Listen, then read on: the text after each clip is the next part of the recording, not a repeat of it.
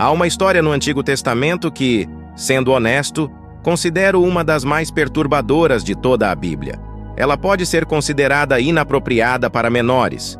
Então, antes de assistir a este vídeo, quero garantir que você esteja ciente de que este conteúdo pode não ser adequado para todas as idades e pode trazer à tona memórias traumáticas do seu passado. A história a que me refiro está nos capítulos 19 a 21 do livro de Juízes. Muitas pessoas conhecem o capítulo 19, mas não seguem lendo o restante da história. Acredito que há várias lições importantes que precisamos aprender com um relato tão perturbador. Primeiro, vou contar a história de forma dramática e, em seguida, discutiremos as lições que acredito podermos tirar dela. No capítulo 19 de Juízes, versículo 1, lemos: Naqueles dias não havia rei em Israel.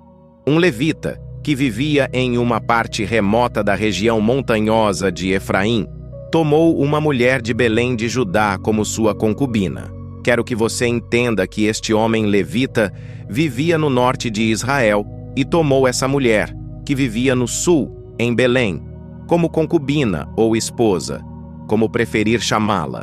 A história continua quando essa mulher foi infiel a ele e voltou para a casa de seu pai, em Belém de Judá, onde ficou por 4 meses. Ela o traiu e retornou para a casa de seu pai. Então, essencialmente, o homem levita quer sua esposa de volta. Ele viaja do norte da região montanhosa de Efraim até o sul, em Belém, para buscá-la e estar com ela novamente. Quando chega lá, o pai dela é extremamente hospitaleiro. O levita insiste em partir, dizendo várias vezes: "Preciso ir, me dê minha esposa para que eu possa voltar para casa." Mas o pai dela sempre responde: "Não, não, fique mais uma noite." O levita acaba concordando e permanece mais uma noite. Essa dinâmica se repete por vários dias, até que o homem finalmente decide que, apesar da hospitalidade, precisa voltar para casa e parte com sua concubina. No entanto, o caminho de volta é onde toda a tragédia ocorre. Essa situação se repetiu por vários dias, até que finalmente o homem disse: "Com todo respeito, agradeço muito sua hospitalidade, mas preciso voltar para casa." Por fim, ele partiu, e foi nesse momento que a tragédia se desenrolou. Enquanto o homem viajava com sua concubina pelo sul de Israel, indo de Belém em direção ao norte, eles chegaram perto de Jebus, e o dia já estava terminando. O servo sugeriu ao seu senhor: "Por que não paramos nesta cidade de Jebus e passamos a noite aqui?" Mas o levita respondeu: "Não vamos parar em uma cidade estrangeira onde não vivem israelitas. Vamos continuar até Gibeá." Assim eles seguiram a jornada e, ao chegarem a Gibeá, na região de Benjamim, o sol já havia se posto. Para surpresa deles, ninguém estava disposto a recebê-los em suas casas. Algo inusitado, pois a hospitalidade era uma parte fundamental da cultura israelita. Já ao final da noite, um homem idoso apareceu na praça e perguntou: "Por que vocês ainda estão aqui? Ninguém os acolheu?" Eles responderam que ninguém havia os recebido. O velho então disse: "Vocês podem ficar comigo esta noite." O levita agradeceu, dizendo: "Não precisamos de nada. Temos comida suficiente para nossos jumentos, para mim e minha concubina. Só precisamos de um lugar para descansar."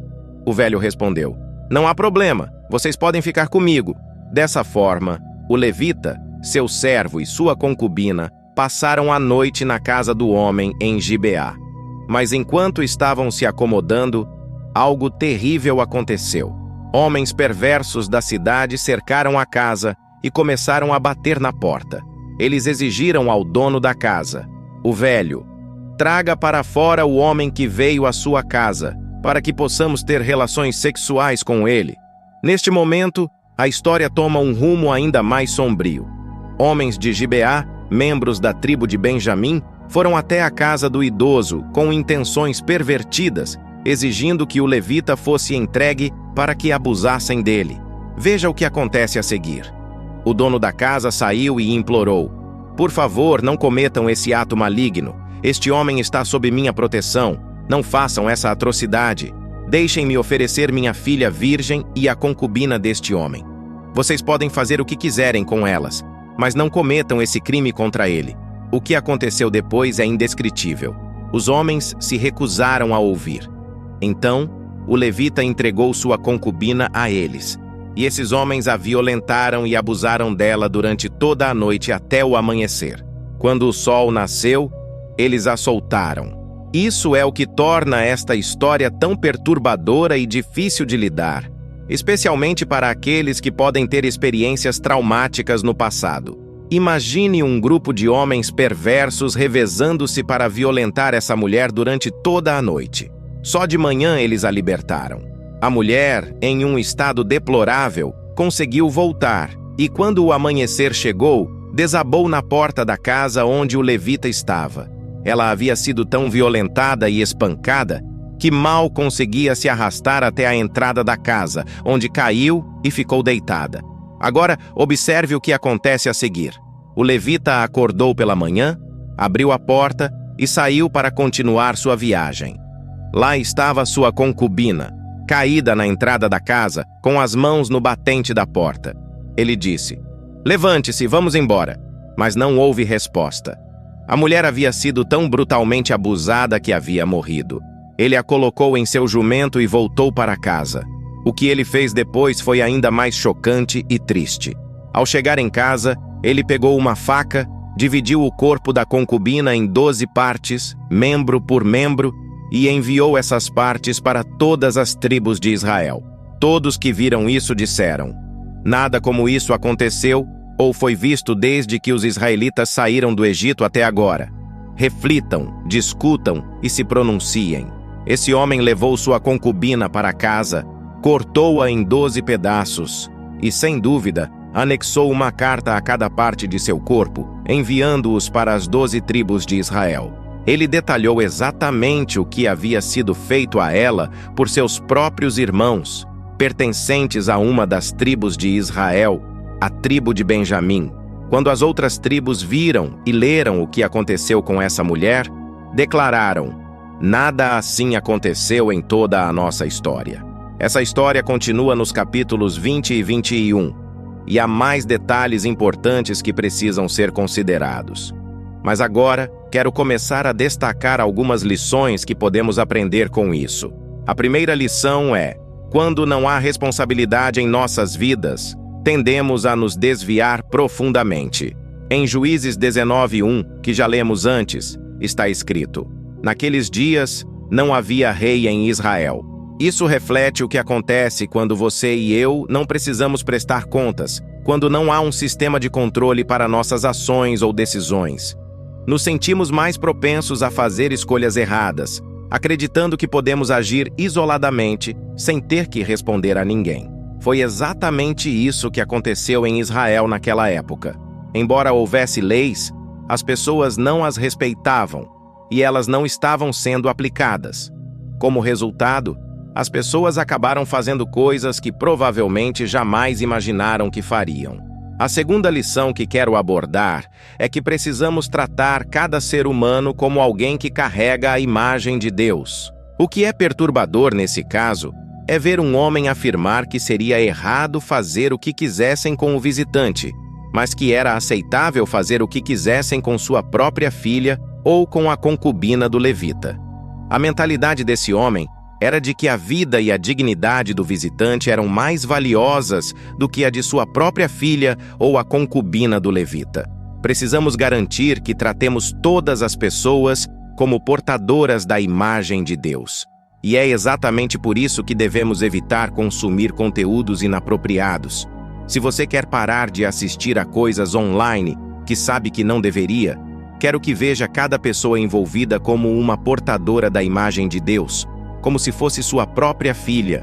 Imagine se você gostaria que alguém visse sua filha nas situações que você está assistindo. Agora, o terceiro ponto que quero destacar é o seguinte: quanto mais nos afastamos de Deus, mais vulneráveis nos tornamos a cometer ações que jamais imaginaríamos.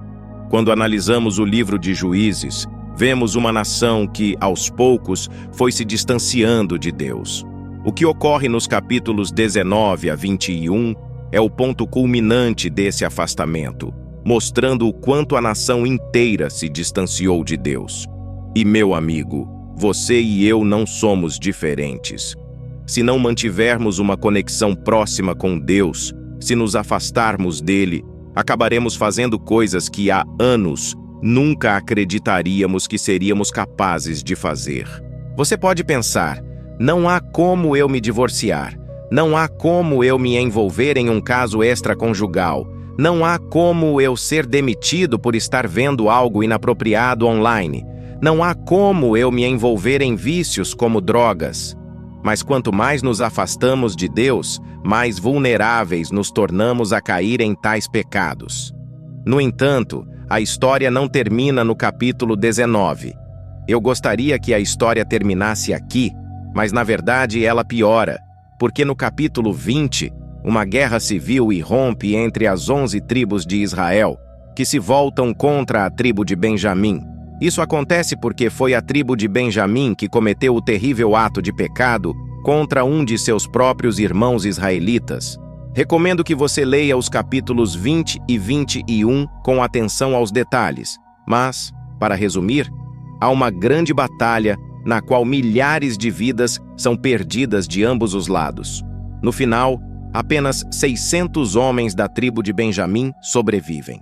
No capítulo 21, as outras 11 tribos começam a sentir pena da tribo de Benjamim, porque agora temem que essa tribo se extinga, já que restam apenas 600 homens vivos, e não há mulheres benjamitas com quem eles possam se casar e ter filhos. Surge, então, outro problema: como evitar que uma das 12 tribos de Israel desapareça? Isso nos leva à quarta lição: toda má decisão que tomamos gera consequências que não podemos controlar. Embora o que os benjamitas fizeram tenha sido errado, as outras 11 tribos tomaram a decisão de lutar contra eles e matá-los, e agora precisam lidar com as consequências dessa escolha. Da mesma forma, os benjamitas precisam enfrentar as consequências de suas próprias más decisões. A verdade é que podemos escolher nossos pecados, mas não podemos escolher as consequências. Cada decisão que tomamos traz consequências, e o problema é que você e eu não podemos prever ou escolher quais serão essas consequências. O que acontece a seguir é que os israelitas decidem atacar um clã chamado Jabes Gileade, e lá encontram 400 mulheres que nunca tinham estado com um homem.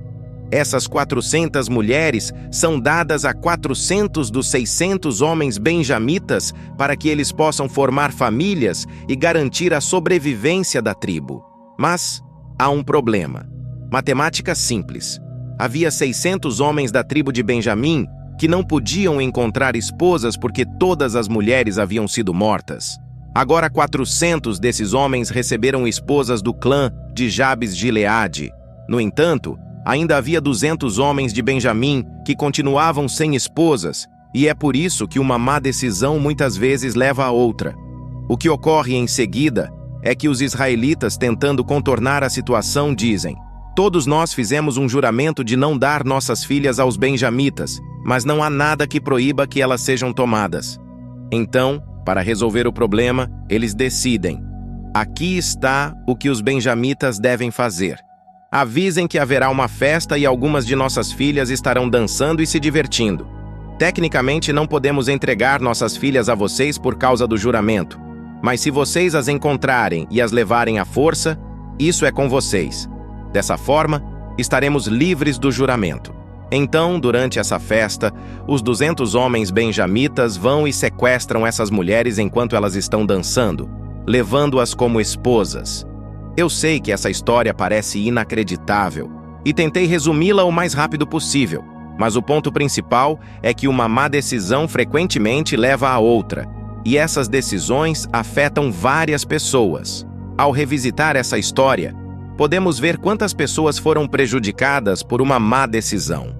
Alguns dos homens de Benjamim mereceram o que aconteceu com eles, mas a maioria da tribo não teve envolvimento direto e acabou morrendo na batalha.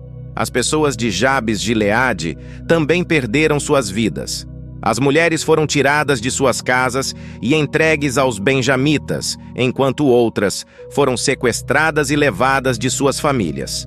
Tudo isso ocorreu como consequência de decisões erradas. Aqui está a quinta e última lição que quero compartilhar com você hoje. Deus nos oferece graça, mesmo no meio das nossas decisões mais destrutivas. Veja como o livro de Juízes termina. Diz que os benjamitas seguiram com seu plano, capturaram o número de mulheres de que precisavam e as levaram como esposas. Eles voltaram para suas terras, reconstruíram suas cidades e viveram nelas. Naquele tempo, cada israelita retornou para sua própria tribo e família, cada um para sua herança. O último versículo do livro de Juízes descreve bem o espírito do livro inteiro. Naqueles dias, não havia rei em Israel, e cada um fazia o que parecia certo aos seus próprios olhos. Isso resume o caos e a desordem moral daquela época. Embora Deus tenha demonstrado misericórdia, permitindo que a tribo de Benjamim se restabelecesse e não fosse extinta, ainda assim, as decisões tomadas tiveram suas consequências. E, se há algo que você deve levar deste conteúdo, quero encorajá-lo a compreender que todas as decisões que tomamos, grandes ou pequenas, têm consequências. Muitas vezes, essas consequências são muito maiores do que podemos imaginar, e não temos controle sobre elas. Nos vemos no próximo vídeo. Até logo, que Deus te abençoe.